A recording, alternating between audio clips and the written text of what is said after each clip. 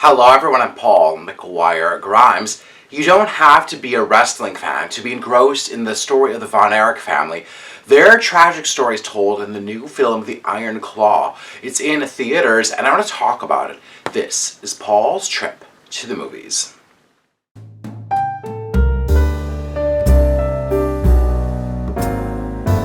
The Von Erich family name first became known in the wrestling community when Fritz Von Erich, who's played by Holt McCallany, entered the ring with his signature move, the Iron Claw. His goal was to be a worldwide heavyweight champion, but with his wife Doris, who's played by Maura Tierney, and his growing family of boys, he knew that he had to stop at nothing to become a champion in order to provide for the family. Now, rumors started to fly that the family was cursed. Now, they would go on to have 6 boys, 5 of which are featured in the film. The firstborn was tragically killed at a young age. Their nextborn, Kevin, who's played by Zac Efron, followed in his father's footsteps and became known as a heavyweight wrestler. Harris Dickinson plays David, who joined in on the family name after Kevin did. And brother Kerry, played by Jeremy Allen White, took on wrestling after an attempt at the Olympics fell short. Lastly, there's Mike, who's played by Stanley Simons. He wanted to take up a career in music, but then was forced into wrestling despite his wishes. Their story feels stranger than fiction, as the family curse seems to really strike a blow to their family time after time after time.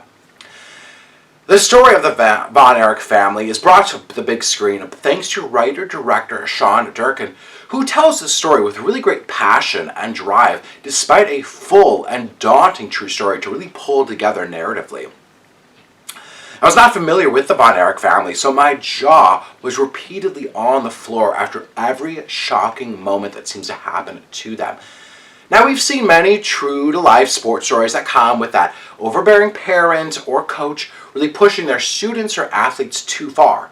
Now, that's certainly at play here with Holt McCallany, having to play Fritz as that awful father whose own career was cut short and now tries to live out his glory days in his boys and will then stop at nothing to make sure that they win. It's a lesson that's ripe with toxic masculinity at a time really before that phrase was even being used, and we see that in the way that he forcibly deals with his sons, and then just the lack of emotion or crying that they're supposed to let out when any tragedy happens. Durkin really trusts his audience immensely, never going for the obvious choices in what he depicts on screen. Now, while the movie is about wrestling, very few scenes depict the actual matches. And then we know that a tragedy is about to strike, but we're not shown it on screen, just for the sake of dramatic purposes.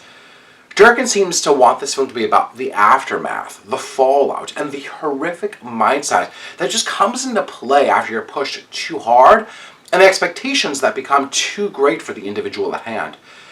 Zac Efron is tasked to really lead this film as oldest brother Kevin, and it's his best performance to date.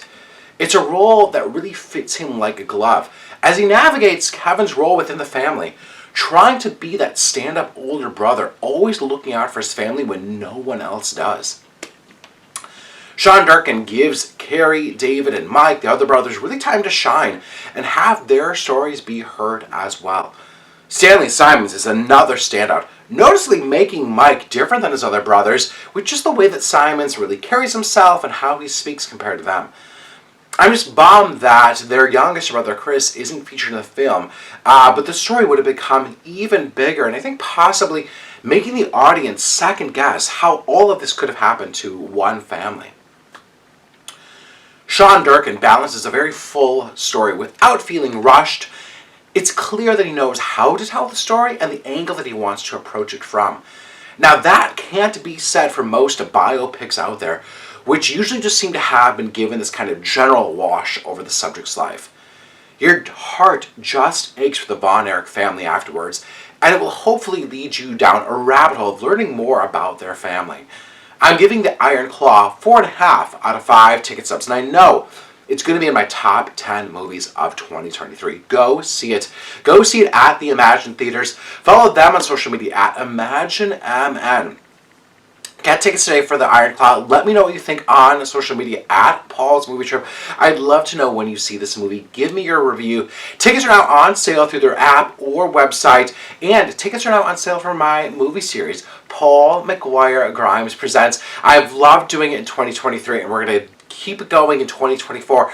Coming up in January, it's All the President's Men. February is Stanley Kubrick's Dr. Strangelove. And in March, it's Good Will Hunting. So get tickets today. I do a discussion after every one of these screenings. So come see these movies back up on the big screen, and then let's talk about what makes them so good and why they mean something to you. Thank you so much for watching my review of The Iron Claw. This is Paul's Trip to the Movies.